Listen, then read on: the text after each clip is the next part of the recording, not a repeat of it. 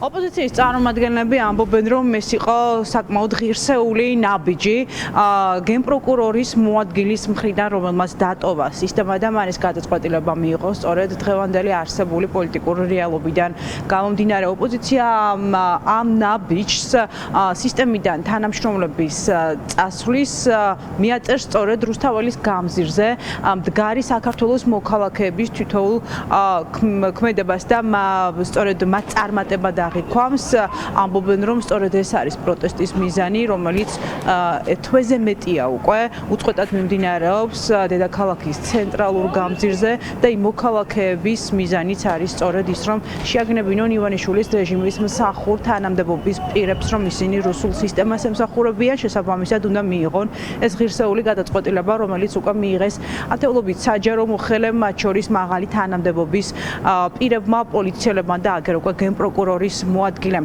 თუ გაიზრდება სანქციები და წნეხი დასავლეთიდან, უფრო მეტი თანამდებობის პირი და საჯარო მოხელე დატოვებს თანამდებობას, ასეთია პროგნოზი ოპოზიციური პარტიების წარმომადგენლების და ამბობენ, რომ ამ ნაბიჯს ექნება ჯაჭვური რეაქცია და ნაცია მერებაშვილის მსგავსად კიდევ უფრო მეტი თანამშრომელი დატოვებს თუნდაც მხოლოდ პროკურატურაში თანამდებობას.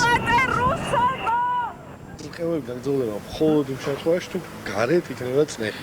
თუ გარეთ იქნება წნეხი, ეს ყევებია ის, რაზეც წარმატება დგას, მოდი ვთქვათ, მთელი ამ წინააღმდეგობის პროცესს.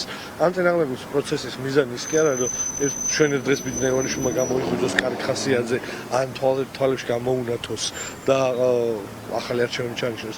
არამედ სისტემა იმ მდგომარეობაში ჩავარდეს, ყევა ისეთი მასშტაბის იყოს და ჩამოშლა ისეთი მასშტაბის იყოს, რომ ის იძულებული იყოს, უბრალოდ სხვა გზა არ ქონდეს იმისთვის, რომ საერთოდ ბოლომდე რაღაც არ დაასრულოს როგორც ჩვეულებრივმა ტირანმა და დიქტატორმა, იძულებული იყოს ჩანიშნოს არჩევნები. მე ეგ არის.